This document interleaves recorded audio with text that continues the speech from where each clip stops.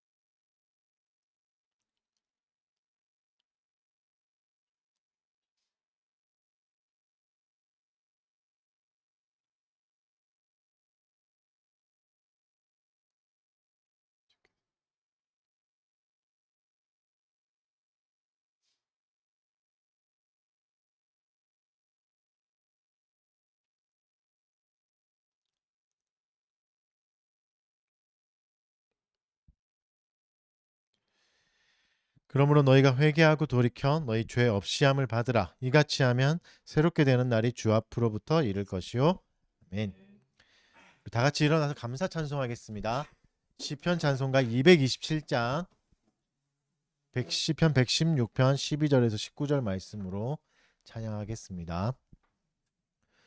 주가 주신 모든 은혜 어찌 보다 할꼬 나 구원 잔을 들고 를 부르도다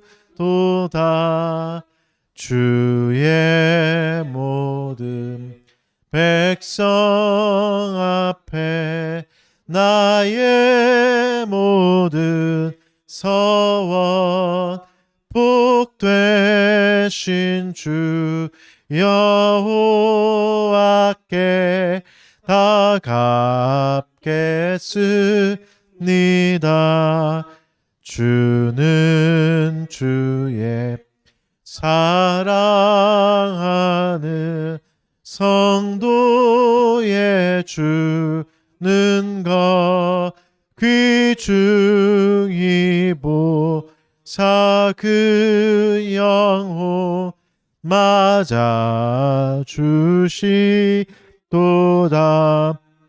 주여 주는 종이의 설바 풀어주셨으니 내가 주께 감사하며 그 이름 부르네. 할렐루야 찬양하라. 주의 전정에서 나의 서원 여호와께 다 갚으리로다.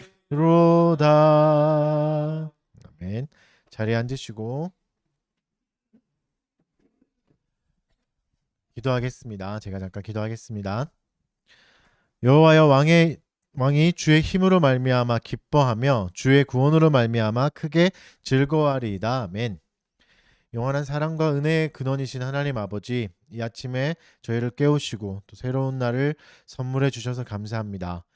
이 시간 우리의 모든 생각과 행동이 주의 영광을 위해 쓰임 받을 수 있도록 인도하여 주옵소서. 분주한 시간을 보내고 온 많은 이들에게 우리의 마음이 분산되고 망설임에 빠지지 않게 하여 주시고 또 항상 우리를 향한 주님의 손길을 잊지 않게 하여 주옵소서. 선하신 하나님 아버지, 우리는 죄의 유혹에 자주 넘어갔습니다.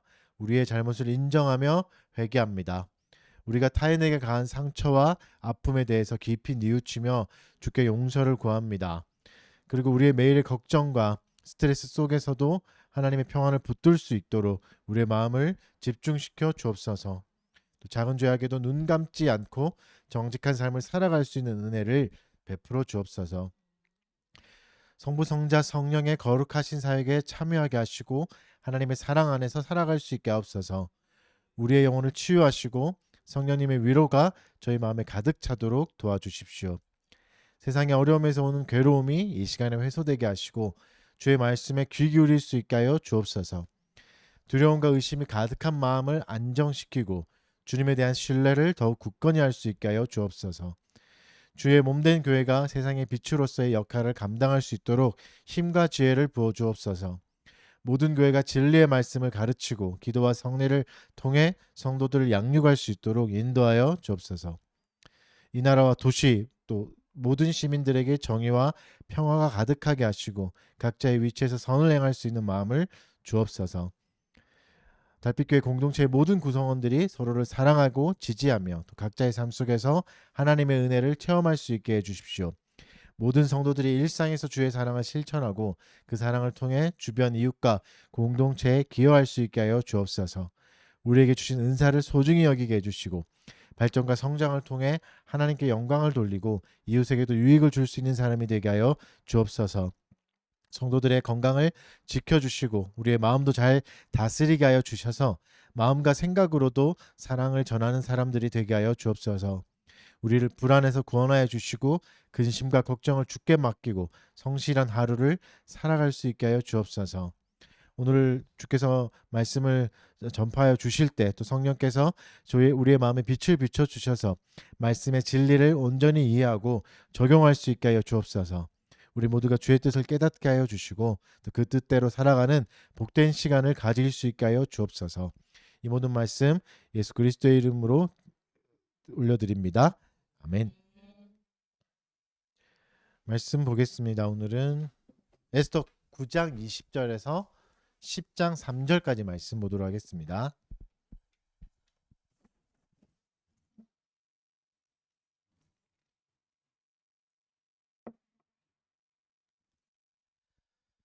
(9장 20절에서 10장 3절까지)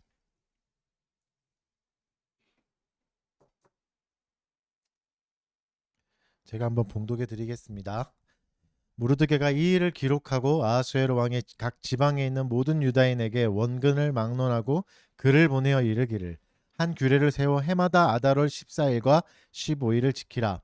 이달 이날에 유다인들이 대적에서 벗어나 평안함을 얻어 슬픔이 변하여 기쁨이 되고 애통이 변하여 갇힌 날이 되었으니 이 두 날을 지켜 잔치를 베풀고 즐기며 서로 예물을 주며 가난한 자를 구제하라 하며 유다인이 자기들이 이미 시작한 대로 또한 모르드게가 보낸 글대로 계속하여 행하였으니 곧 아각 사람 함무다다의 아들 모든 유다인의 대적 하만이 유다인을 진멸하기를 꾀하고 부르 곧 제비를 뽑아 그들을 죽이고 멸하려 하였으나 에스더가 왕 앞에 나감으로 말미암아 왕이 조서를 내려 하만이 유다인을 해하려 하던 악한 꾀를 그의 머리에 돌려보내어 하만과 그의 여러 아들을 나무에 달게 하였으므로 무리가 부르의 이름을 따라 이날을 부림이라 하고 유다인이 이 글의 모든 말과 이 일에 보고 당한 것으로 말미암아 뜻을 정하고 자기들과 자손과 자기들과 하합한 자들이 해마다 그 기록하고 정해놓은 때에 이 두 날을 이어서 지켜 패하지 아니하기로 작정하고 각 지방 각 읍 각 집에서 대대로 이 두 날을 기념하여 지키되 이 부림일을 유다인 중에서 패하지 않게 하고 그들의 후손들이 계속해서 기념하게 하였더라. 아비하일의 딸 왕후 에스더와 유다인 모르드게가 전권으로 글을 쓰고 부림에 대한 이 둘째 편지를 굳게 지키게 하되 화평하고 진실한 말로 편지를 써서 아하수에로의 나라 127지방에 있는 유다 모든 사람에게 보내어 정한 기간에 이 부림일을 지키게 하였으니 이는 유다인 모르드게와 왕후 에스더가 명령한 바와 유다인이 금식하며 부르짖은 것으로 말미암아 자기와 자기 자손을 위하여 정한 바가 있음이더라. 에스더의 명령이 이 부림에 대한 일을 견고하게 하였고 그 일이 책에 기록되었더라. 아하수에로 왕이 그의 본토와 바다 섬들로 하여금 조공을 바치게 하였더라. 왕의 능력 있는 모든 행적과 모르드게를 높여 존귀하게 한 사적이 메대와 바사 왕들의 일기에 기록되지 아니하였느냐. 유다인 모르드게가 아하수에로 왕의 다음이 되고 유다인 중에 크게 존경받고 그의 허다한 형제에게 사랑을 받고 그의 백성의 이익을 도모하며 그의 모든 종족을 안위하였더라. 네.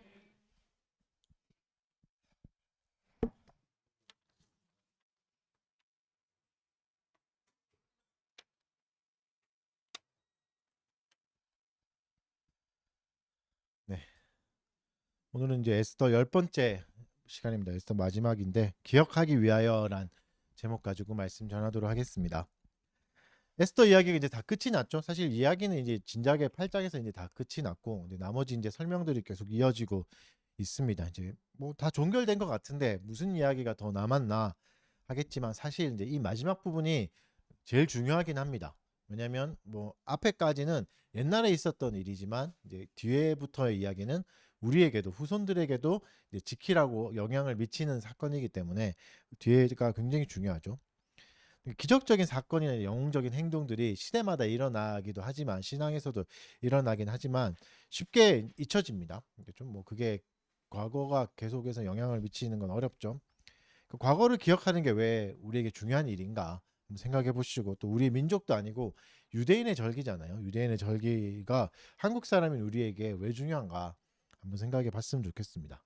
에스더의 결론은 불임절의 탄생입니다. 에스더의 이야기 자체가 이제 이 불임절의 근원을 설명해 주는 이야기이기 때문에 이게 결론이죠. 생소한 절기잖아요. 불임절 무슨 상관이 있을까? 이 불임절을 통해서 하나님이 또 말씀해 주시는 게 있는 거죠. 그 오늘 사는 우리들에게 불임절은 어떤 의미인가 한번 생각해 봤으면 좋겠습니다. 또 어떤 의미로 받아들여야 하고 또 어떻게 보내면 좋은가 생각해 봤으면 좋겠습니다. 올해 불임절 다 지키셨습니까? 생각도 안 나죠? 영웅적인 이야기를 우리가 좋아하지만 뭐 한낱 옛날 이야기 취급할 때가 많잖아요. 그런 이유는 이제 오늘날의 현실과 너무 동떨어져 있기 때문에 오늘날에 그런 영웅적인 일들이 사실 잘 일어나지 않잖아요. 그런 현실은 또 사실 더 냉혹하고 현실은 또 악당이 승리하는 것 같아 보이기도 하니까 이런 이야기를 그렇게 좋아하진 않습니다. 요셉 이야기를 좋아하긴 하지만 그런 총리가 지금 어딨나? 요새 어딨나? 다니엘 같은 정치인도 훌륭하지만 그런 사람이 있는 시대를 우리가 살아갈 수 있는가 오늘날 볼 수 있는가 하기 때문에 못 보니까 그냥 옛날 이야기 동화 같은 이야기를 자꾸 취급하게 됩니다. 에스더가 살던 제국인 이제 페르시아도 마찬가지였습니다. 불임을 경험한 뒤에 불임절이 생긴 이유도 큰 변화는 없습니다. 많은 사람들이 이제 개종한다든가 뭐 아수에로 왕이 태도가 변해서 하나님을 섬기겠다 뭐 이렇게 한다든가 이런 일은 없었습니다. 우리가 살면서 이제 강력한 은혜를 경험해 볼 수 있죠.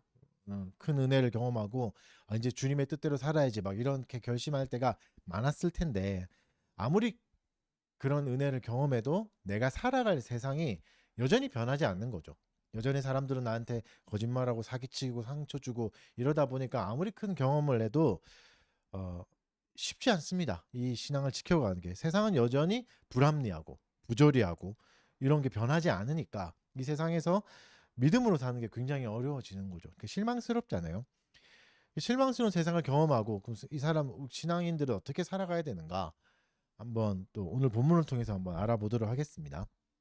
본문의 구조를 보면 복잡하진 않습니다. 20절부터 이제 28절이 불임절을 제정하는 이야기가 나오고 29절부터 32절은 에스더가 편지를 씁니다. 에스더가 이제 권위를 부여하는 거죠. 불임절에 하고 10장부터 3절, 10장은 굉장히 짧죠. 3절까지는 에필로그처럼 그 후에 이제 이렇게 뭐 잘 먹고 잘 살았다 뭐 이런 동화 같은 이야기로 마무리하는 에필로그입니다. 한번 살펴보도록 하겠습니다. 우리 20절 같이 읽겠습니다. 9장 20절 시작.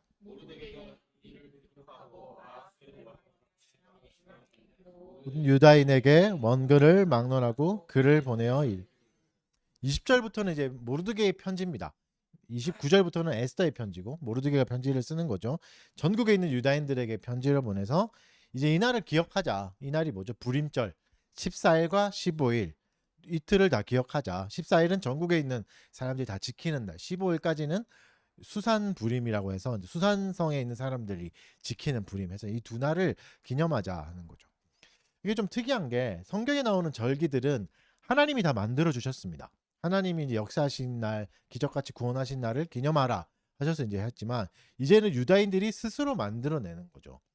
이게 이제 긍정적인 쪽으로 보면 능동적인 신앙생활을 시작했다는 겁니다. 기념일을 제정하고 하나님을 기억하자고 하는 거는 좋은 거잖아요. 태도는 굉장히 믿음의 태도인 거죠. 또 특히 이게 누구에 의해서 벌어졌냐가 굉장히 중요한데 디아스포라잖아요. 그러니까 해외에 이제 이민가 있는 뭐 우리로 치면 교포들인데 하나님과 전혀 멀어졌던 약속의 땅에서 전혀 멀어졌지만 하나님이 우리를 돌보시는 걸 믿고 우리가 이 날을 기념해서 지키자 하면서 이제 결단하는 거니까 굉장히 이제 능동적인 신앙생활을 시작하겠다 하는 굉장히 좋은 신호긴 합니다.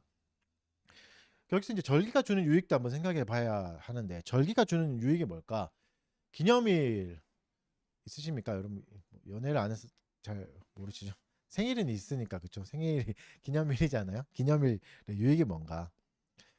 신앙의 절기의 기념일의 유익은 공동체의 정체성을 확립할 수 있습니다. 우리가 이날 다 같이 구원을 경험했다. 그 대한 독립 8월 15일 하면 우리가 다 같이 나라를 찾았다. 그러면서 이제 정체성을 보면서 우리 한민족이라는 생각을 다시 한번 하잖아요. 그렇게 하고 또 뭐가 되죠? 신앙 교육의 기회로 삼을 수 있습니다. 이날은 이런 날이야. 뭐 8.15로 치면 우리가 독립운동을 했어. 뭐 광복을 한 날이야. 뭐 이렇게 이제 이야기하듯이 절기를 통해서 신앙 교육을 할 수 있습니다. 그리고 또 그날 뭘 할 수 있죠? 하나님과의 관계를 재확인할 수 있습니다. 하나님이 우리를 이렇게 도우셨지. 매년 보면서 하나님이 이렇게 도우셨고 우리를 지금도 지키고 계시는구나 하면서 하나님과의 관계를 다시 확인할 수 있는 유익이 있습니다. 그래서 여러분 하나님의 구원을 기억하는 것 신자에게 굉장히 중요한 일입니다. 하나님이 날 구원해 주셨구나. 하나님의 구원이 지금도 나에게 영향을 미친다는 것 꽤 중요한 일입니다. 왜냐하면 이제 내 존재에 대해서 우리의 존재에 대해서 긍정할 수 있는 계기가 되기 때문입니다. 내가 구원받았다는 거 사실은. 그러니까 내 인생이 고달플 수 있잖아요. 거칠 수 있고 부조리함이 계속 나를 찾아올 수 있으나 내가 버려진 존재가 아니라 하나님께 구원받은 존재다. 재수 없게 우연히 이 땅에 그냥 태어난 존재가 아니라 하나님이 택하신 존재라는 걸 계속 새긴다는 건 내 존재를 인정하게 되고 긍정하게 되는 계기가 되기 때문에 구원을 기억하는 건 중요합니다. 근데 이 메시지가 뭐죠? 하나님이 우리를 지금도 기억하고 계신다. 그리고 지금도 붙들고 계신다. 지금도 돌보고 계신다는 신앙은 우리 생활에 굉장히 중요합니다. 이게 사실 우리가 잊혀지기 때문이죠. 불임절 이야기가 나왔으니까 네, 아까 말씀드렸지만 올해 불임절 다 그냥 넘어가셨죠? 올해 불임절은 이제 양력으로 하면 3월 6일입니다. 올해 3월 6일부터 일몰부터 3월 7일 일몰까지 이틀이고 내년은 3월 23일입니다. 해지고 3월 23일 해지면 모이시면 됩니다. 그래서 24일까지 이렇게 하죠. 유대력은 참고로 말씀드리면 윤달력이라고 그래요. 양력과 음력이 다 합쳐져 있습니다. 그래서 음력과도 약간 다릅니다. 19년 주기고 윤달이 7번 들어가가지고 음력보다 약간 달라요. 그래서 계절을 좀 맞추는 경향이 있어서 거의 3월에 다 이제 오게 됩니다. 이 날이. 그래서 매년 날짜가 달라지는 겁니다. 주기가 달라서 양력으로 맞추면. 아무튼 그렇습니다. 그래서 참고로 알아놓으십시오. 22절부터는 이날에 해야 될 일을 설명해 줍니다. 이제 22절은 핵심이 뭐냐면 불임절이 평안함을 얻은 날이다라고 말하죠. 지난주에 말씀드린 것처럼 안식이 목적이었던 겁니다. 안식을 얻은 게 궁극적인 목적이다. 그러니까 특이한 점은 전쟁에 관한 이야기는 없습니다. 우리가 대적들의 공격을 받았고 이 공격을 이겨냈다. 승전했다. 뭐 이런 이야기는 전혀 없죠. 승리를 얻었다는 말은 없죠. 그래서 지난주에도 말씀드렸듯이 핵심은 우리가 승리했다가 아니라 우리가 평안을 얻었다. 이거기 때문입니다. 평안을 얻은 게 중요한 거죠. 승리를 기념하는 게 아니라 안식을 기념하는 겁니다. 기적 같은 승리가 아니라 왜 평안을 강조할까? 사실 우리는 전승 기념일 뭐 이런 걸 더 기념하기도 하는데 왜 평안을 강조할까? 평안은 오해하지 마셔야 될 게 안식은 아무것도 안 하는 게 아닙니다. 아무것도 안 하는 게 아니고 가만히 있는 게 아니라 이제 괴로운 일은 끝났으니까 서로를 잘 돌보자는 겁니다. 미워하는 마음에 안식을 주고 경쟁하는 마음에 안식을 주고 가난한 자를 구제하자는 거죠. 그래서 명령이 들어가 있죠. 22절에 보면 가난한 자를 구제하라고 꼭 넣어놨습니다. 왜죠? 평안은 함께 누리는 겁니다. 그러니까 불임절을 통해서 사람들이 후세에게 알려주고 싶은 게 뭡니까? 하나님이 약자를 돌보고 계신다. 가난한 자를 잊지 않으신다. 걸 알려주시는 거죠. 그래서 가난한 자도 하나님이 기억하신다는 걸 가난한 자에게 선물을 주고 돌봄으로 메시지를 주는 겁니다. 그래서 구원은 이런 거죠. 구원은 네가 같이 있어서 구원받은 게 아니라 하나님 나라에 네가 필요해서 구원받은 게 아니라 너에게 구원이 필요했기에 임한 거다. 너는 절실히 구원이 필요한 자에게 하나님이 주셨다. 이렇게 이제 하는 메시지가 되는 거죠. 그래서 불임절은 어떤 날이냐면 서로를 돌보고 가난한 자를 도와주는 날입니다. 가난한 자에게도 기쁜 소식이 전해지고 그들도 안식을 취할 수 있는 날이 돼야 되는 거죠. 이 편지를 받은 유대인들은 다 동의합니다. 그래서 이제 그때부터 이제 절기를 성실히 지키는 거죠. 다 동의한 거죠. 이거 맞지, 그렇지, 이렇게 해야지 하면서 이들에게도 위로가 된 거죠. 그렇죠? 감동적이었던 거죠. 그러니까 지키게 된 거죠. 하나님 우리를 지키시는구나. 우리가 외국에서 살지만 약속의 땅에 있지 않지만 이 땅에도 하나님이 계시는구나 하면서 위로를 얻고 그날을 지키기 시작한 겁니다. 그리고 이제 뒤에서부터 24절부터 28절은 불임절이 생기게 된다는 사건을 요약해서 정리해 줍니다. 사실 이제 수산성에 사는 사람들은 거의 현장에서 실시간으로 일이 진행되는 걸 다 봤잖아요. 하만이 죽고 막 전쟁하는 걸 다 봤지만 다른 지방에 사는 사람들은 잘 모릅니다. 다른 지방의 입장에서 한번 생각해 보면 다른 지방에 사는 사람들은 조서만 2개 받은 겁니다. 갑자기 유대인을 다 죽여라 하는 조서가 왔고 나중에 몇 개월 지나서 유대인도 싸울 수 있다 이런 이게 온 거잖아요. 그러니까 중간에 일어난 일을 잘 모르잖아요. 그래서 이제 편지를 통해서 자세한 일을 설명해 줍니다. 특이점은 에스더와 모르드게가 언급되지 않습니다. 이 내용에 24절부터 28절에서. 물론 한글 번역에서는 25절에 에스더가라고 시작하잖아요. 근데 원문에는 에스더가 없습니다. 대명사를 씁니다. 그녀가라는 대명사를 쓰는데 한글로 이제 에스더라고 해석한 거죠. 오히려 이제 24절부터 28절에 주어는 누구냐면 하만입니다. 하만이 주인공이에요. 하만이 이렇게 했다. 우리에게 이렇게 강력한 대적이 있었다는 걸 이제 알려주는 거죠. 이게 왜 중요한가? 왜 악당을 중심으로 서술했을까? 이것도 한번 생각해 봐야 될 거겠죠. 왜냐하면 우리에게 늘 기억에 남는 건 악당입니다. 8월 15일 하면 뭐가 기억 남죠? 일제강점기. 나쁜 일본 놈 막 이런 거 생각나잖아요. 뭐 지금은 그렇지 않지만 그렇죠. 그래서 우리에겐 이런 대적들이 늘 찾아옵니다. 아픈 상처가 더 오래 가지 기뻤던 날이 더 오래 가진 않습니다. 그렇죠? 우리의 뇌가 원래 그렇게 세팅되어 있다고 한번 말씀드렸죠. 고통이나 어려운 일들을 잘 기억해야 이걸 피해갈 수 있고 생명을 보존할 수 있으니까 그렇게 되는 거죠. 우리에게 대적들이 하만 같은 대적들이 자주 찾아옵니다. 그래서 기억하라는 거죠. 이유 없이 우리를 미워하는 사람들도 만나게 됩니다. 그리고 너무 큰 권력자 때문에 두려움과 걱정에 압도되는 날도 있습니다. 사장님이 너무 무섭고 나의 생사를 마치 붙잡고 있는 것 같아서 두려운 때가 있잖아요. 근데 메시지가 뭐죠? 그것은 아무리 그런 사람들이 찾아오고 대적들이 찾아오더라도 하만처럼 영원하지 않다. 하만이 대단한 권력으로 유대인을 다 죽일 수 있는 권력도 있었지만 잠시였죠. 한순간에 사라집니다. 이걸 기억하라는 거죠. 악인들이 찾아오고 나를 공격하는 사람들이 나를 괴롭게 하는 친구들이 있을 수도 있죠. 그러나 그게 영원하지 않다. 잠시다. 하나님이 걷어내 주시니까. 사실 그 당시에는 고통과 두려움이 너무 커서 이게 영원할 것 같습니다. 이게 절대 사라지지 않을 것 같고 내 인생은 그냥 끝난 것 같이 괴로울 때가 있습니다. 악인에게 받는 상처도 너무 커서 그럴 수 있죠. 근데 결국 하나님이 다 사라지게 해주신다는 걸 기억하라는 거죠. 그러니까 무슨 말이죠? 악인에 대한 복수와 원망의 마음, 저주의 마음으로 살지 말라고 하시는 거죠. 사라질 거니까 네 마음을 잘 다스려라고 말씀하시는 겁니다. 25절을 읽겠습니다. 9장 25절 다 같이 읽겠습니다. 시작.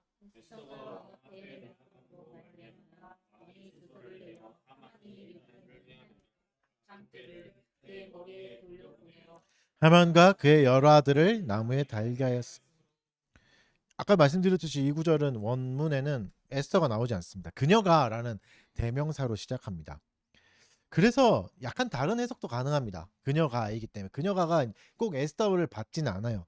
히브리어 문법상 이제 대명사는 이제 명사나 명사구를 대신할 수 있습니다. 이 말은 뭐냐면 에스더라는 걸 받지 않고 이 본문에 나오는 악한 꾀의 꾀를 받을 수 있습니다. 그러니까 이게 다르게 번역하면 꾀가 왕 앞에 나아감으로 이렇게 말할 수 있습니다. 그러니까 지혜로움, 계획이 왕 앞에 나아갔다 이렇게 말할 수 있죠. 그러니까 어떤 해석이냐면 하만이 악한 꾀를 내었지만 하나님의 꾀가 왕 앞으로 갔다. 하만보다 더 선한 지혜가 계획이 왕 앞에 섰다. 이런 해석도 가능한 본문입니다. 그리고 또 잘 보면 25절을 잘 보면 아수에로 왕이 했던 행위는 아닙니다. 이제 하만을 죽이라는 조서를 반포하진 않았습니다. 그렇죠? 아하수에로 왕이 내린 조서가 결과적으로 하만의 아들을 죽이긴 했지만 본문은 어떻게 묘사하냐면 마치 아하수에로 왕이 하만을 죽이라는 조서를 작성한 것처럼 이제 써놓습니다. 하만이 왕이 적혔다. 근데 이 부분도 이제 영적인 해석이 좀 가능한 거죠. 그래서 어떤 해석이죠? 왕이라고만 했죠. 아하수에로 왕이라고는 안 했습니다. 그래서 유대인들의 입장에서는 이 왕을 하나님으로 해석할 수도 있는 거죠. 하나님이 이렇게 조서를 만들어 주셨다. 그래서 우리를 지켜 주셨다는 해석이 가능한 거죠. 그러니까 페르시아 사람들에게는 아하수에로 왕이 유대인을 구해준 것 같아 보이겠지만 유대인에게는 하나님이 자신들을 구해주셨다는 것을 해석할 수 있는 거죠. 그러니까 이것도 우리가 중요한 신앙의 한 방편입니다. 방법입니다. 우리 삶에도 다양한 도움들이 임합니다. 그쵸? 우리를 가끔씩 그냥 조건 없이 도와주는 사람도 있죠. 이유 없이 나를 미워하는 사람도 있지만 이유 없이 나를 좋아해주는 사람도 있습니다. 도와주는 사람도 있고 선하게 베풀어주는 사람도 있죠. 그러면 이렇게 생각할 수 있죠. 아, 내가 복이 많구나. 내가 인복이 많구나. 뭐 내가 타고난 먹을 복이 많구나. 뭐 이렇게 생각할 수 있지만 믿음의 눈으로 보라는 거죠. 믿음의 눈으로 보면 결국 그게 다 하나님의 도우심이다. 하나님이 나의 인생을 도와주신 거다. 보이지 않지만 이렇게 해석하는 게 왜 좋을까요? 이게 진실이기 때문이기 하고 또 하나님이 보이지 않지만 보이는 손길을 사용하시고 그 도구들은 자주 바뀔 수 있습니다. 나를 이유 없이 도와주는 사람도 있겠지만 그 사람에게만 의지하면 그 손길은 언제든 변할 수 있습니다. 사라질 수도 있고 변심할 수도 있고 배신을 당할 수도 있는 거죠. 사람의 도움을 받았지만 다음에 하나님이 다른 도구를 사용하실 수도 있습니다. 상황을 사용하실 수도 있고 환경을 사용하실 수도 있는 거죠. 그러니까 도구가 아니라 도구를 사용하시는 하나님을 의지해야 됩니다. 이걸 발견해야 되는 거죠. 아하수에로 왕이 우리를 구해줬구나가 아니라 하나님이 우리를 구원해 주셨구나. 이 사람은 나를 구원해 줬구나. 하나님 구원해 줬구나. 이렇게 되면 어려운 날에도 보이지 않는 하나님을 의지할 수 있게 됩니다. 그래서 낙심하지 않고 낙심해도 다시 일어날 수 있는 소망을 찾게 되는 거죠. 도구가 보이지 않더라도 나를 도와줄 사람이 전혀 보이지 않더라도. 그래서 신자에게는 이렇게 보는 해석들이 굉장히 중요한 겁니다. 26절도 같이 읽어보겠습니다. 시작. 이름을 따라 이 두 날을 불임이라 하고 유다인이 이 글의 모든 말과 이 일에 보고 당한 것으로 말미암아. 네, 불임을 한번 생각해 봅시다. 이 절기를 왜 불임이라고 했을까? 불임은 문자 그대로 부르에서 이름을 딴 거죠. 부르는 주사위 같은 거라고 그랬죠. 던져서 이제 날짜를 정하는 점을 치는 도구죠. 그래서 이제 날이 정해진 거잖아요. 이 날을 기억하라. 하나님이 유대인을 구원해 주신 날이다 하면서 이제 부르라고 했죠. 이 날은 원래 어떤 날이었죠? 죽어야 되는 날이었습니다. 죽음이 임박했던 날, 예정돼 있던 날을 하나님이 구원의 날로 바꿔 주신 겁니다. 완전히 역전시켜 주신 거죠. 그게 또 뭘 기억해야 되는 거죠? 신자의 운명은 하나님의 손에 달려 있다. 이걸 기억하는 거죠. 악인의 손에 달려 있는 게 아닙니다. 우리 사장님 손에 내 생명이 달려 있는 게 아니라 권력자의 손에 내 생명이 달려 있는 게 아니라 하나님 손에 달려 있다. 전적으로 하나님 손에 달려 있다. 그걸 기억하라는 거죠. 여러분, 우리는 계속해서 악인들을 만날 겁니다. 하만 같은 악인들을 만날 거고 아하수에로 같은 무책임한 리더들을 만날 때가 있을 겁니다. 내 월급을 깎으려는 사장님을 만날 때도 있을 거고 내 인격을 무시하는 친구들을 만나기도 할 겁니다. 인간적인 수치와 모욕을 당하는 날도 있을 겁니다. 세상이 부조리하니까 악하니까. 그때 이걸 기억하라는 겁니다. 부르를 기억하라. 그날이 너에게 수치스럽고 괴롭고 정말 괴로운 인간적으로 죽고 싶은 날이겠지만 하나님이 바꿔주실 수 있다. 그날을 변화시킬 수 있다. 비참하고 괴롭고 인생에 지워버리고 싶은 그날을 하나님이 충분히 바꿔주실 수 있다. 그러니 절망하지 마라. 낙심하지 마라. 인생을 포기하지 마라고 하는 거죠. 그래서 우리의 모든 비참함은 하나님이 뒤집어 주실 겁니다. 사람들이 나를 아무리 깔아 뭉개고 무시해도 하나님이 다시 우리를 일어서게 해주실 거라고 약속해 주시는 거죠. 그게 불임의 메시지인 겁니다. 그래서 어떻게 해야 되죠? 우리 안에서 계속 자라는 분노의 안식을 주라는 겁니다. 우리 안에서 계속 자라 입술에 머물려는 저주와 절망의 안식을 줘라. 그거 그만해도 된다. 이렇게 말씀하시는 거죠. 그리고 모든 것이 쉬어갈 날을 기대하라는 거죠. 여러분, 우리의 절망도 우리의 분노도 우리의 저주도 안식을 만나면 사라진다고 말씀해 주시는 겁니다. 사라진다. 기억도 안 날 거라고 말씀해 주시는 거죠. 여러분, 안식을 찾는 방법을 오해하지 마십시오. 인생을 끝내야 찾아오는 게 아닙니다. 인생을 끝내야 찾아오는 게 아닙니다. 유다인은 어떻게 안식을 찾았습니까? 집단 자살을 한 게 아니잖아요. 뭐 삼천궁녀처럼 다 죽자 이렇게 해서 안식을 얻은 게 아니에요. 삶을 끝내야지만 안식을 얻을 수 있는 게 아닙니다. 하나님이 내 인생에 찾아오시면 안식할 수 있는 겁니다. 주께서 우리 인생을 거들떠 봐주시면, 바라봐 주시면, 돌봐주시면 그때 안식이 오는 겁니다. 주께서 유대인들을 불쌍히 여겨주셨고 그들을 버리지 않으셨습니다. 약속의 땅에서 멀어졌고 하나님이 없는 땅이라고 했던 그 땅에 하나님이 찾아오시니까 안식을 누릴 수 있었죠. 수많은 대적에게 둘러싸여 있었고 공격을 받았지만 하나님이 찾아오시니까 안식의 날이 되었던 겁니다. 28절도 읽어보겠습니다. 시작. 각 지방, 각 읍, 각 집에서 대대로 이 두 날을 기념하여 지키되 이 불임일을 유다인 중에 패하지 않게 하고 그들의 후손들이 계속해서 기념하게 하여. 기념하다. 이제 이 단어 이제 기억하다라는 단어를 씁니다. 유명한 단어인데 이 단어가 이제 성경에서 언제 사용되냐면 하나님이 언약을 기억하라 할 때, 기억하겠다 하실 때 사용하는 단어를 사용해요. 아브라함과 맺은 내 언약을 기억하라 할 때 이거죠. 그러니까 하나님을 기억할 때 사용하는 단어입니다. 그래서 이거를 기억하라는 거죠. 하나님을 기억하라. 하나님의 약속을 기억하라 하시면서 하나님 또 재밌는 약속을 해주시는데 하나님을 기억하고 이것은 기억하지 마라라는 약속도 해주세요. 신명기에 나오는데 신명기 25장 17절부터 19절 말씀인데 제가 한번 읽어드리겠습니다. 너희는 애굽에서 나오는 길에 아말렉이 내게 행한 일을 기억하라. 곧 그들이 너를 길에서 만나 내가 피곤할 때 내 뒤에서 떨어진 약한 자들을 쳤고 하나님을 두려워하지 아니하였느니라. 그러므로 내 하나님 여호와께서 내게 기업으로 주어 차지하시게 하는 땅에서 내 하나님 여호와께서 사방에 있는 모든 적군으로부터 내게 안식을 주실 때에는 너는 천하에서 아말렉에 대한 기억을 지워버리라. 너는 잊지 말지니라. 뭐라고 하시죠? 하나님을 기억하라. 아말렉이 공격한 건 기억하라. 하지만 하나님의 아말렉에 대한 기억은 지워버리시겠다. 약속해 주시는 거죠. 무슨 말이죠? 사람들에게 상처를 받고 내가 수치스러운 날이 있겠지만 그 기억을 하나님이 지워주시겠다고 약속하시는 거죠. 너무 기뻐서 너무 행복해서 그게 상처가 되지 않을 정도로 바꾸어 주시겠다고 약속하시는 겁니다. 그러니까 너희를 괴롭히던 악인들을 잊어버리라고 말씀하시는 거죠. 상처를 지워버리라고 말씀하시죠. 다만 구원하신 하나님만 기억하라 이거죠. 그러니까 하나님 주신 안식은 어디까지 포함되어 있는 겁니까? 악인들에 대한 기억까지도 포함되어 있는 겁니다. 악인들에 대한 상처까지도 포함되어 있고 악인들에게 상처받은 마음까지도 포함되어 있는 겁니다. 그 마음도 상처와 괴로움이 더 이상 남아있지 않게 해주겠다고 약속해 주시는 겁니다. 하나님이 그 약속을 주시는 거죠. 29절을 보겠습니다. 29절부터는 에스더가 나옵니다. 에스더가 편지를 쓰는데 에스더에 대한 소개를 보겠습니다. 제가 한번 읽어드리겠습니다. 29절. 아비하일의 딸 왕후 에스더와 유다인 모르드게가 전권으로 글을 쓰고 불임에 대한 이 둘째 편지를 굳게 지키게 하되. 이제 에스더가 다시 또 편지를 쓰는 거죠. 앞에는 모르드게가 편지를 써서 지키자고 했고 에스더가 편지를 써서 이제 이 불임절에 대한 권위를 더해 주는 겁니다. 근데 소개가 특이합니다. 아비하일의 딸이자 왕후로 소개합니다. 두 가지 정체성을 다 말하고 있고 이제 합쳐지는 거죠. 유대인인 것을 숨겼던 에스더가 이제는 정체성을 드러내고 합쳐집니다. 유다인으로서의 정체성과 왕으로서의 정체성을 다 말하는 거죠. 여러분 이게 신자의 삶입니다. 우리는 두 개의 정체성을 다 가지고 살아가야 됩니다. 하나님 나라의 백성이면서도 동시에 세속 국가에 속한 시민으로서 살아가야 하는 거죠. 두 정체성이 우리가 살아갈 동안에 둘 다 중요합니다.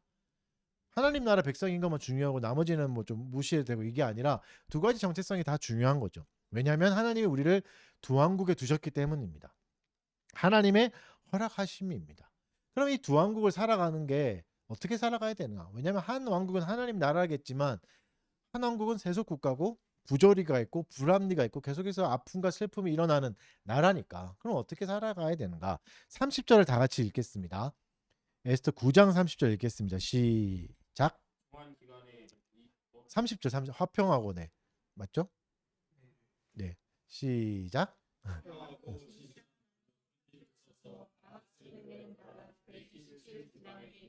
유다 모든 사람 에스더가 어떻게 쓰죠? 화평하고 진실한 말이라는 단어를 사용합니다. 화평하고 진실한 말.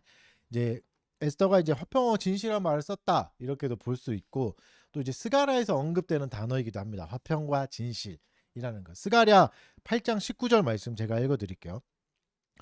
만군의 여호와가 이같이 말하노라. 넷째 달의 금식과 다섯째 달의 금식과 일곱째 달의 금식과 열째 달의 금식이 변하여 유다 족속에게 기쁨과 즐거움과 희락의 절기들이 되리니 오직 너희는 진리와 화평을 사랑할지니라. 화평과 진실, 진리와 화평, 이게 이제 똑같이 돼 있죠. 뭔 말이죠? 괴로운 날이 지나갔고 그 괴로운 날이 기쁨 절기가 됐으니까 화평하고 진실하라는 말입니다.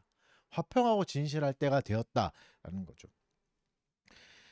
절기의 본질이 여기 있습니다. 절기는 새로운 헌금을 추가로 더하는 날이 아닙니다. 우리가 승리했으니 먹고 마시자, 승리를 자축하자, 이런 날도 아닌 거죠. 진리와 화평을 사랑하는 날입니다. 두한국 사회에서 우리가 어떻게 살아야 되는가? 진리와 화평을 사랑하며 살라고 말씀해 주시는 겁니다. 이것은 이제 공동체의 삶에서 굉장히 중요한 요소입니다. 두 가지는, 그렇죠? 거짓을 말하지 않고 진실을 말하는 사람이 많아야 사회가 건강하게 유지되는 거죠. 계속 사기치고 전세 사기 나고 막 이런 사회에서 우리가 어떻게 살아가겠습니까?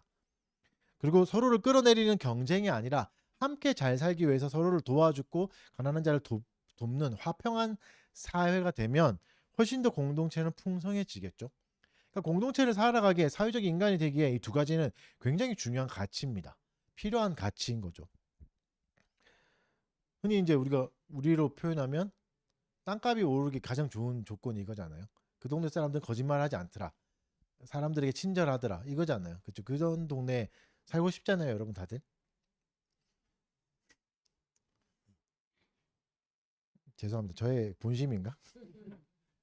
절기를 통해 하나님을 기억해야 되고 공동체적인 가치를 추구하라고 말씀하시는 겁니다. 이 두 가지가 정말 중요하다.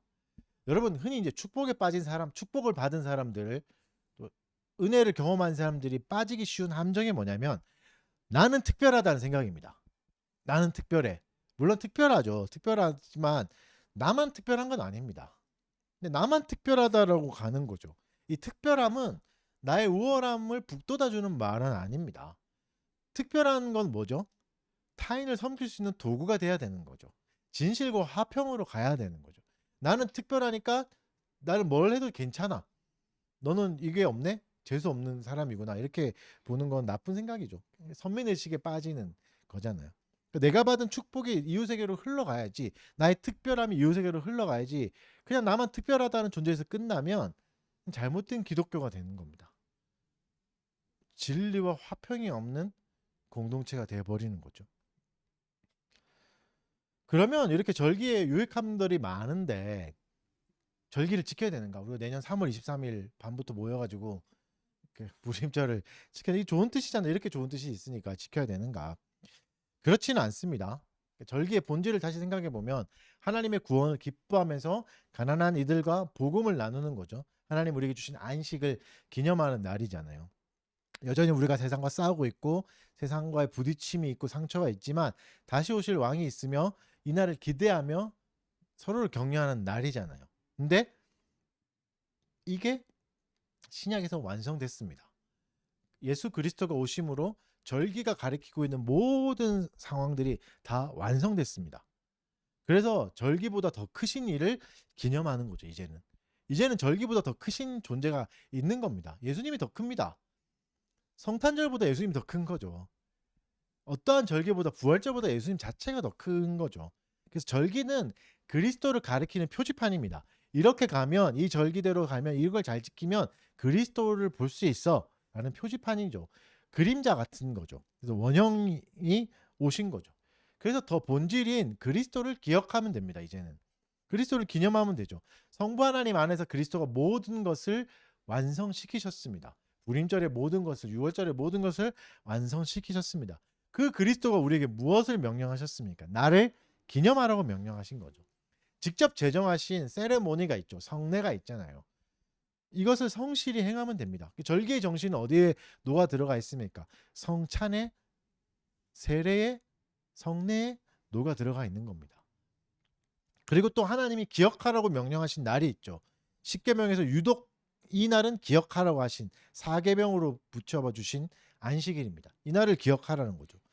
주일이죠. 그리스도가 우리를 구원하신 걸 기념하는 날이 주일입니다. 그리스도. 그래서 모든 절기는 주일에 다 녹아 들어가 있는 겁니다. 그러니까 절기에 주일에 뭘 더 붙일 필요가 없습니다. 그러니까 절기를 치면 주일을 치면 무한대인 거죠. 무한대에 100을 더한든 1000을 더한든 무한대일 뿐입니다. 그래서 주일에 뭘 덧붙이는 것은 사실 무의미한 일입니다. 물론 기념하고 좋은 게 있겠지만 주일이 그 자체가 그리스도이기 때문에 끝판왕인 거죠. 더 다른 걸 붙일 이유가 없습니다. 성취와 생산의 필요성에서 벗어나는 날이고 현대 사회에서의 생존과 성공의 염려에서 벗어나는 날입니다. 언제가? 오늘이. 주일이. 그래서 궁극적으로 신자는 주일을 기다리며 살아야 됩니다. 한 주간도 우리가 분노가 일어날 거고 수치와 모욕을 번갈아가면서 경험하는 날이 있겠지만 주일을 기다리면서 안식을 사랑해야 되는 거죠. 주가 다시 오신다. 주가 우리를 찾으신다. 주님 우리를 다시 구원해 주신다는 걸 다시 기억하는 거죠. 교회에 열심히 나오라는 말이 아닙니다. 그리스도를 기념하라는 말이죠. 그리스도를 사랑하라는 말입니다. 그리스도가 이루신 사역을 의지하라는 말입니다. 그분이 나를 구원하셨음을 기억하고 그 모든 어려움들을 버티고 이겨내라는 말입니다. 잘못해도 됩니다. 실수해도 되고 실패해도 되고 상처를 입어도 됩니다. 우리에게 다시 주일이 찾아옵니다. 우리가 이 땅에 살 동안에는. 다시 말하면 그리스도가 우리를 또 찾아오시는 겁니다. 우리를 구원해 주시는 겁니다. 주의를 잘 지키셔야 됩니다. 그래서 에스더 이야기 이제 끝났습니다. 10장을 보면 이제 에필로그가 나오는 거죠. 뭐 그 후로 오랫동안 행복하게 살았어요. 뭐 이런 내용이죠. 근데 1절은 조금 뜬금없는 내용이 나오는데 1절을 좀 읽어보겠습니다. 10장 1절 다 같이 읽겠습니다. 시작. 본토와 바다 섬들로 하여금 조공을 바치게 하였더라. 아하수에로 왕 이야기가 나와요. 조공을 바치게 했다. 그러니까 새로운 조공을 말하는 겁니다. 세금을 좀 더 걷어들이게 됐다. 이런 얘기를 하는 거죠.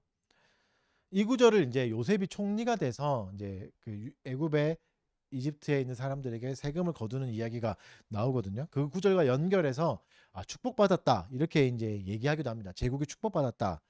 근데 하지만 이제 제국이 축복받은 것과 불임절과 무슨 상관이 있는가 생각해 보면 별로 상관이 없어요. 뭐 이렇게 긍정적으로 해석하면 하나님의 백성을 도와줬으니까 유대인을 살려줬으니까 복받았다 할 수 있겠지만 애초에 유대인을 위험에 빠뜨린 게 아하수에로 왕이잖아요. 책임을 없다고 할 수는 없지 않습니까? 그렇다 보니까 이게 축복이라 하기에는 뭔가 맞지 않습니다. 그래서 오히려 반대로 해석하는 게 더 좋은 것 같습니다. 반대로 해석하는 것은 여전히 변하지 않는 세상의 모습을 보여주는 겁니다. 에스더가 승리했고 모르드게를 통해서 유대인이 구원을 받았지만 유대인이 구원받아서 승승장구하는 모습을 기대했으나 오히려 아하수에로 왕이 잘 먹고 잘 산다 이야기가 나오는 거죠. 그리고 처벌받지도 않고 그는 어떠한 책임도 지지 않습니다. 이 사건에 대한 책임이 굉장히 큰 사람인데도 불구하고 어떠한 벌도 받지 않는 거죠. 이게 우리가 사는 세상의 핵심입니다. 우리가 사는 세상은 이럴 수 있습니다. 엄청난 은혜를 경험하고 하나님의 진리를 깨달아도 세상은 그대로일 수 있습니다. 탐과 놀이들은 계속 잘 먹고 잘 살 수 있는 거죠. 이것도 하나님의 허락하심입니다. 이것도 하나님의 허락하심으로 계산해야 됩니다. 신앙적 영웅이 나온다고 해서 기독교적 영웅이 나온다고 해서 신앙의 대단한 교회가 세워진다고 해서 세상이 천지개벽하지 않습니다. 기독교 왕국이 세워지지도 않습니다. 하나님이 기독교 왕국을 우리에게 선물로 주시지 않습니다. 그렇죠? 우리는 계속해서 어려움을 부딪히고 신앙적 도전을 해야 됩니다. 너무하다는 생각이 들죠. 뭐 그럴 거면 교회 왜 나오나 이런 생각이 들기도 하죠. 이런 이제 고민을 했던 유명한 이제 철학가이자 작가가 있는데 알베르트 까미라는 사람이 있습니다. 다들 잘 아시죠? 까미? 시지프 신화 이방인이라는 책을 썼던 사람이잖아요. 시지프 신화라는 데서 이런 문제를 다룹니다. 시지프 신화 자체는 잘 아시죠? 그 그리스 신화 중에 하나잖아요. 뭐 그 시지프라는 신인데 뭐 벌을 받아가지고 돌을 이제 산 꼭대기로 올리는 벌을 받습니다. 근데 꼭대기로 올리면 다시 또 떨어져가지고 다시 또 시작해야 되는 계속 이 무한 반복해야 되는 게 시지프의 신화인데 이제 까미가 이제 그것을 이야기하면서 인생이 이렇게 부조리하다. 조금 개혁해서 바꿔놓으면 다시 돌이 떨어져서 다시 돌아가고 다시 돌아가고 아무리 노력해도 세상의 부조리는 사라지지 않는다. 그럼 이 세상에서 바르게 살 필요가 있나? 그래서 허무한 생각이 드는 거죠. 여러분도 그렇죠. 신앙적으로 아무리 오늘 뭐 은혜 받고 막 에스더 아무리 은혜 받았다 쳐도 내일 가면 또 직장 상사한테 혼나고 눈치 봐야 되고 그쵸? 월급 이거 어떻게 할까 뭐 그게 눈치 봐야 되는 인생이잖아요. 그러면 굳이 내가 정직하게 살아도 세상은 늘 거짓이고 늘 괴롭히는데 이게 무엇을 소용이 있나? 그래서 까미가 이 책에서 세 가지 대안을 제시합니다. 자살, 희망, 반항. 자살. 그러니까 자살은 부조리한 세계에서 벗어나는 탈출구다라고 얘기하지만 사실 긍정하지는 않습니다. 그러니까 방법을 제시하는 방법은 이 세 가지가 있다. 자살을 추천하지는 않습니다. 그리고 희망도 추천하지 않습니다. 왜냐하면 희망도 현실을 도피일 뿐이다. 무조건 좋게 보는 거죠. 언젠간 좋아질 거야. 언젠간 이 돌을 저기에 멈춰질 거야. 꼭대기에 멈춰질 거야라는 희망을 품는 거. 그것도 아니다. 비판했습니다. 두 가지를 다 비판합니다. 그가 제시한 대안은 반항이었습니다. 세상에 대해서 반항해라. 그 반항은 뭐였냐면 뭐 테러리스트가 되라 이런 얘기가 아니라 부조리한 세상에서 인간의 존엄성을 찾아가라. 그래서 시지프가 계속해서 돌을 나르는 가운데 의미를 찾아요. 인생의 의미를. 여기서도 의미를 찾을 수 있다. 이게 더 좋은 게 아니야. 이게 여러분 실존주의입니다. 요즘에도 이제 이런 사상들이 굉장히 많거든요. 왜 태어났습니까? 인생이 왜 태어났습니까? 아니, 태어나서 의미가 생깁니다. 이게 실존주의예요. 이렇게 이제 생각할 수 있는 거죠. 그래서 이제 그 부조리를 극복하고 의미를 가지고 살아가라. 여러분도 많이 들었을 겁니다. 많은 책에서도 이제 이야기하고 사상가들이 이야기하는 게 실존주의의 영향이죠. 까미는 이제 무신론자였거든요. 알베르트 까미가 제안하는. 그러니까 이 대안은 한계가 있습니다. 그렇죠? 그러나 충분히 생각해 볼 가치가 있습니다. 왜냐하면 신자도 거의 세 가지를 택하기 때문입니다. 신앙적으로 아무리 충만하고 아무리 뭐 은혜를 경험해도 세상이 변하지 않는다 그러면 신자는 자살을 택하기도 합니다. 생물학적 죽음이 아니라 사회적 자살을 택합니다. 사회로 나가지 않는 거죠. 사회를 그냥 더럽다 말해버리고 사회생활을 하지 않습니다. 직업을 가지려 하지 않고 직업뿐만 아니라 사회적인 관계를 맺으려 하지 않아요. 그냥 교회에서만 살려고 해버리는 이게 사회적 자살입니다. 이런 방법을 택하는 신자들이 있죠. 세상이 악하니까 악한 세상에 나를 던지고 싶지 않은 겁니다. 이게 자살인 거고 또한 다른 방법으로는 비현실적인 희망을 가집니다. 모두가 예수를 믿고 모두가 신자가 되는 꿈이죠. 술집이 막 망하고 다 사라지고 무틀 다 사라지고 교회가 막 서는 이런 꿈이죠.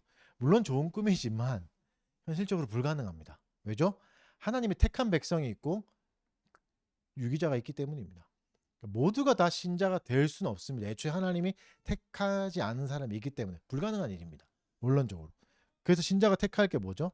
반항입니다. 반항해야 된다. 신자가 하는 반항은 뭡니까? 우리 인생에 알베르트 까미가 했던 것처럼 의미를 부여하는 거죠. 그러나 알베르트 까미 정도의 부여가 아닙니다. 하나님이 말씀하시는 반항은 어떤 걸까? 3절에서 힌트를 찾아봤으면 좋겠습니다. 10장 3절을 읽어보겠습니다. 10장 3절 같이 읽겠습니다. 시작.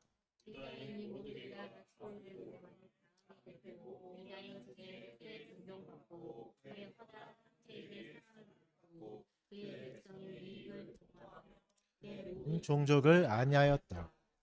모르드게의 삶이죠. 모르드게의 삶이 진짜 진정한 반항의 삶입니다. 세상이 여전히 아하수에로 왕이 득세했고 조공을 거두고 잘 살고 있었지만 모르드게는 어떻게 했죠? 백성의 사랑을 받았고 그들의 이익을 도모했고 그 모든 종족의 유대인의 종족을 안위했습니다. 이게 신자가 선택해야 될 삶입니다. 세상의 부조리 속에서도 성과 평안을 선택하고 실천하는 겁니다.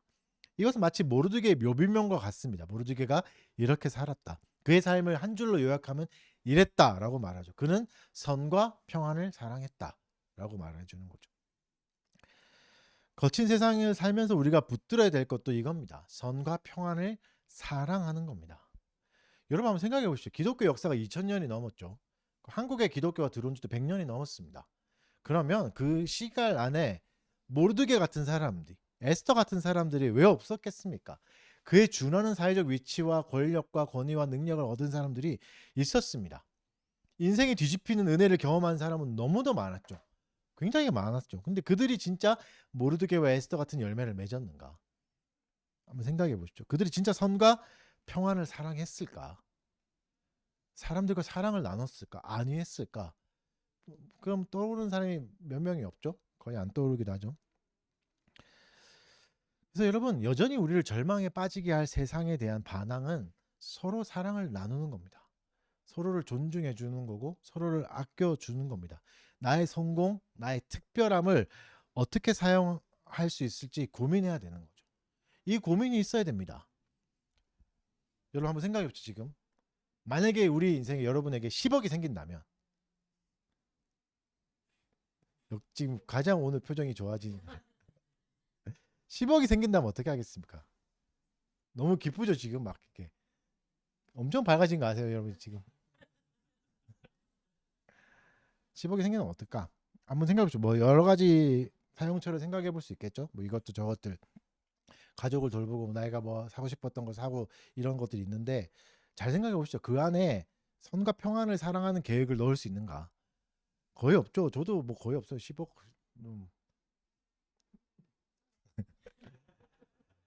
너무 큰 금액이 생기면 그 금액 크기에 압도당하는 겁니다. 그 크기에 압도당해서 제대로 된 사용을 못 할 수 있습니다. 내가 원하는 꿈을 이룬다는 거, 성공을 이룬다면 그 크기에 압도당하지 않는 건 쉽지 않습니다. 많은 사람이 에스더의 위치에 올라가고 모르드게의 위치에 올라갔지만 그 성공의 크기가 너무 커서 뭘 해야 될지는 생각하지 못했던 거죠. 그 성공은 굉장히 큽니다. 여러분이 꿈꾸는 소망을 이룬 건 굉장히 큽니다. 그 다음이 준비가 안 된 거죠. 우리를 앞서갔던 선배들이 많은 목표를 이루고 성공도 했습니다. 근데 성공에 압도당해서 선과 평안을 제대로 나누지 못했습니다. 본래의 가치에서 멀어지기도 했습니다. 그래서 여러분 성공이 내가 원하는 꿈을 이루는 것이 우리의 나침판을 왜곡시킬 수 있습니다. 잘 가던 방향을 틀어지게 할 수 있습니다. 성공 후에도 동일한 방향으로 나가는 것은 생각보다 어렵습니다. 성공 후에도 모르드게처럼 선과 평안을 사랑했다고 말할 수 있는 것은 생각보다 어렵습니다. 거의 찾아볼 수 없습니다. 그래서 여러분 우리의 목표는 성공이 돼서는 안 됩니다. 여기까지 가야 됩니다. 선과 평안을 사랑하는 데까지 가야 됩니다. 선과 평안을 나누는 사람이 되는 것, 많은 사람들과 사랑을 나누는 존재가 되는 게 목표가 되어야 됩니다. 여기서 생존하는 거, 나의 집을 갖는 거, 뭐 좋은 직업을 갖고 안락하게 사는 게 목표가 돼서는 안 됩니다. 신자에게 하나님이 그런 인생을 살려고 우리를 이 땅에 보내신 게 아니니까요. 그건 진정한 승리가 아닙니다. 그 다음에 인생이 있는 거죠. 그 다음에 어떻게 살 건가, 선을 어떻게 나눌 건가, 사랑을 어떻게 나눌 건가까지 돼야 진정한 승리죠.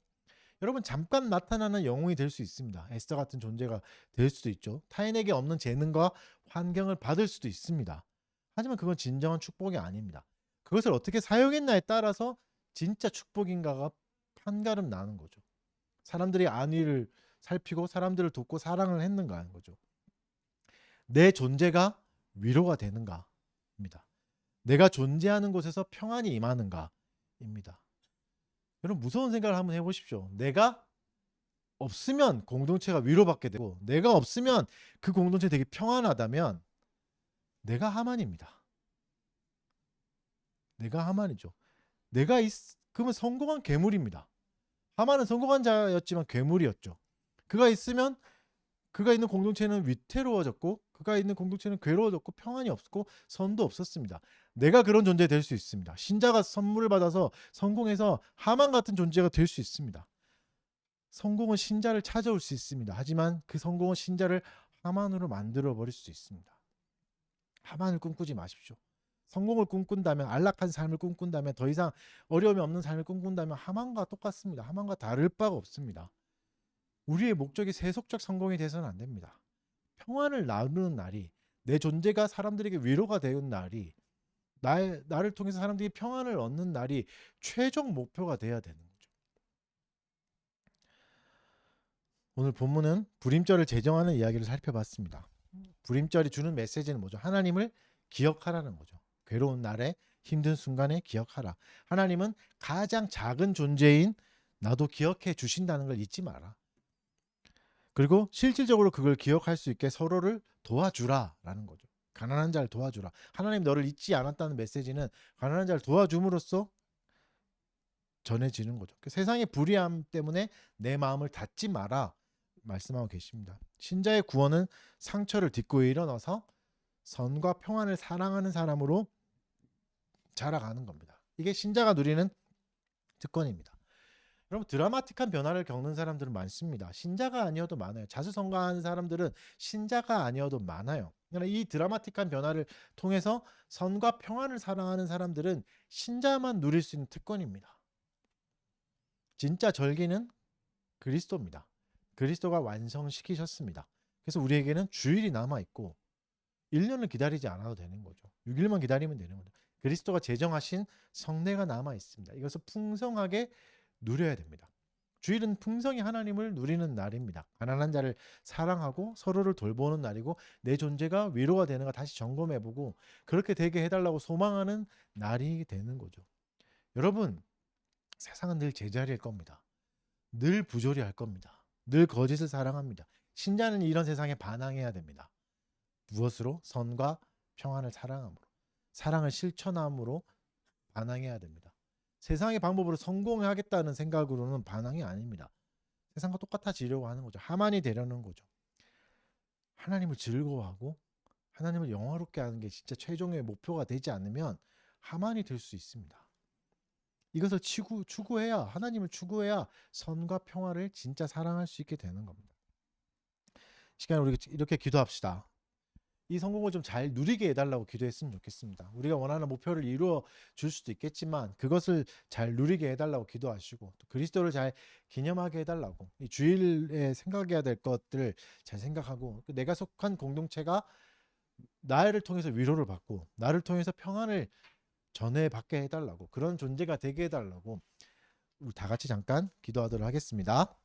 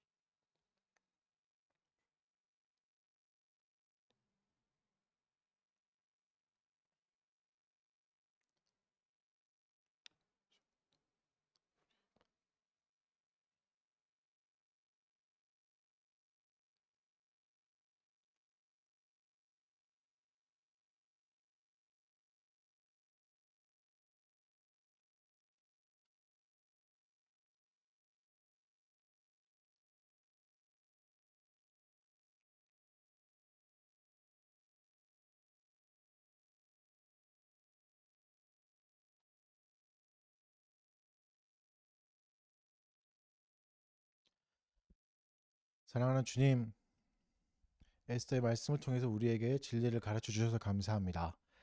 우리가 성공을 사랑하는 존재가 아니라 하나님을 사랑하는 존재로 자라가게 하여 주시옵소서. 성과 평안을 나누기 위해서 주가 주신 도구들을 잘 사용하게 해주시고 매 순간 그리스도를 기억하며 절개를 기억하며 우리를 구원하신 그 날을 기억하며 살아갈 수 있게 하여 주시옵소서. 우리의 상처를 기억도 나지 않게 해주시다고 약속하신 주님, 우리 안에 머무는 분노와 저주들을 쉬어가게 하여 주시옵고 그 대신 사랑으로 평안한 마음으로 채우게 하여 주시옵소서. 그래야 내가 있는 공동체가 나를 통해서 위로를 받고 나를 통해서 평안을 얻는 귀한 복된 존재로 살아갈 수 있게 하여 주시옵소서. 감사드리며 예수님 이름으로 기도드립니다. 네. 다 같이 자리에 일어나셔서 찬송가 1장, 시편 찬송가 1장 찬송하시겠습니다.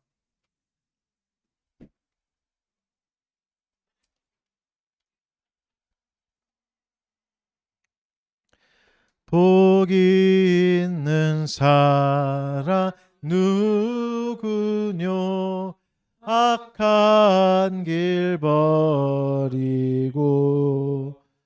오만한 자의 자리에 앉지 않는 사람, 복이 있는 사람 주야로 여호와의 율법 즐거워하며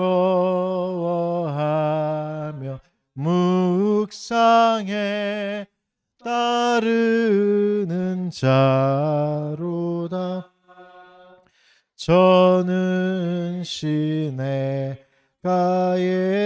심은 나무와 같아서 시절마다 과실 맺어 마르지 않으리. 아기는 그렇지 않아 바람에 날리고 심판 견디지 못하는 겨와 같으니라. 주 여호와 이 모든 것 감찰하시나니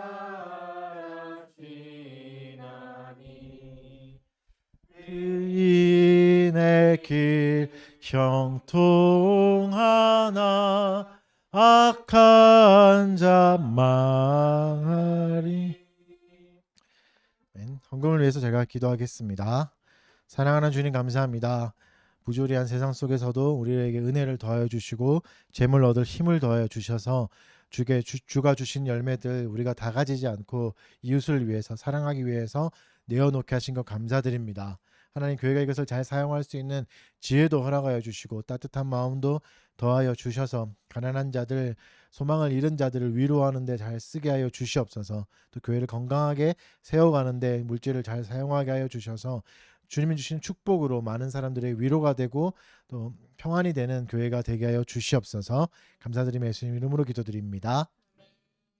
강복선언으로 예배 마치도록 하겠습니다. 주 예수 그리스도의 은혜와 하나님의 사랑과 성령의 교통하심이 너희 무리와 함께 있을지어다. 아멘. 네, 자리에 앉으시고 예배 후에 이제 돌리분들 공부가 있습니다. 청소년들은 오늘 마인드맵 그리기 하는 거예요. 해가지고 10단원 국가적인 부르심 하고 다음 주 쉬고 그 다음 주가 마지막입니다. 한번 방학을 할 거니까 끝까지 좀 힘내 주십시오. 11월 마지막 주일은 모임은 없고 독서 모임 있습니다. 1984 조지오에 읽기 시작하셔야 됩니다. 지금 오늘은 꼭 시작하셔야지 이제 기간 내에 읽을 수 있습니다. 생각보다 양이 많아서 이거는 읽어야 됩니다. 이거 써주죠. 드디어 유자원님 읽는 거 일주일이다.